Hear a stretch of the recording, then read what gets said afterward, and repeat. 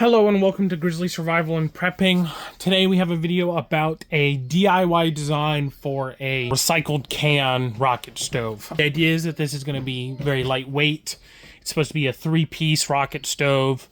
Super small, super lightweight, but then when put together is useful, strong, and can withstand the usage of cast iron cookware, but then also compact when you put it down, put it up. So let's get into this. Move that. But so to go off the design, like I said, it's in a 3-piece design. This is the prototype. 1 piece is the area with the area you can put the sticks, and then you get your 2 back pieces. The idea is that you can fit them together nesting egg style. Maybe take a rubber band or some cordage, or even make a little leather sleeve of such, and throw it in your backpack. Or if you're in a kind of a pinch and you happen to find 2 cans, you can make one of these on the fly. Different options. This is not exactly the most efficient way of doing it. I don't know. This is a prototype. I'm definitely open to more different ways of doing it. This is a primer, like all my videos, guys. It's a primer to get you thinking in this mindset, get you thinking about it, and get you acting upon it and practicing. So get out there and practice and follow along if you want to.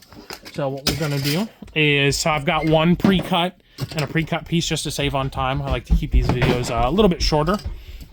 But all you're going to do is you're going to take 2 cans, cut the bottoms and the tops off, and then cut them in half. You're going to have an extra piece. This is the extra piece from that first set I made, and you're going to need another full one.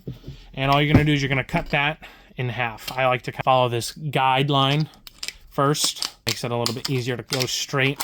This can be as pretty as you put effort into it, guys. If you put a lot of effort in it, say you got a little Dremel or a little grinder, or you can fold the edges and make them less sharp. That's all up to you. It's as pretty as you want it. I kept it crude. Again, it's a primer, but keep that in mind. You can go as pretty as you want.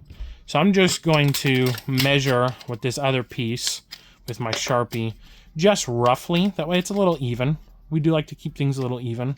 Like I said, I just want it in half, and then we'll mark it. Something like that.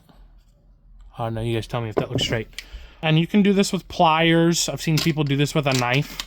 I just had some whisk snips from my good old construction days, and it just makes it a little quicker. But so this is a template for it.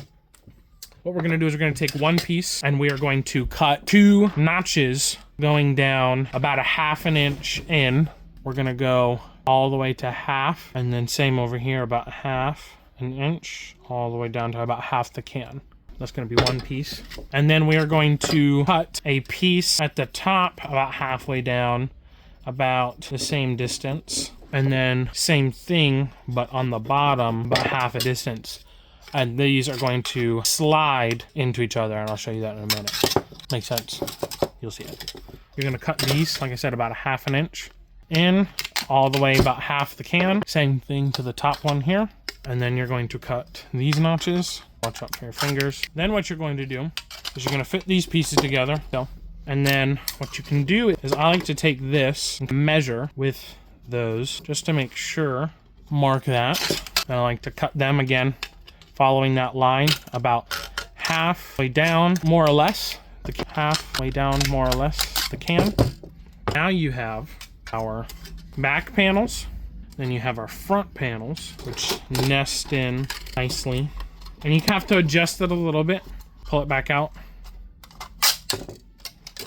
It's not sitting down all the way. You cut it a little bit farther up. Or it might be these pieces. Cut it a little bit farther down. Again, you want it to sit flush. It's imperative that it sits flush. And then you slide that down, slide that one in to its slot. And you can see the picture.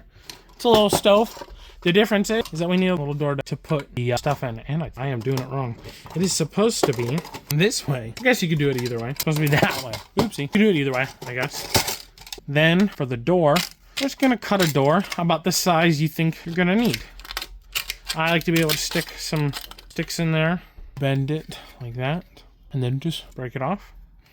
And then bam, got yourself a hobo stove of sorts. Have to adjust it so it fits right. Again, you're gonna have to, this is again prototype. Make yours what works for you. Have to work at it a little bit to make it work. But when it works, there you go. And you're probably wondering, well, does it hold bigger pots? You tell me. Smaller pots, no problem. You could probably pull it out, flip it, and do it like this if you had Say something really small, probably do it like that, and then hold it like that. And then you can do another can like that. Again, DIY, primer, figure it out, do it what works for you guys. Just an idea I had, I was thinking about over the last couple of weeks on design I wanted to kind of put out there for you guys. Thank you for all the new commenters, likes and comments, and people subscribing. I appreciate it. Looking to give you guys more information, more stuff like this. But thanks for watching Grizzly Survival and Prepping, and I'll see you next time. Bye.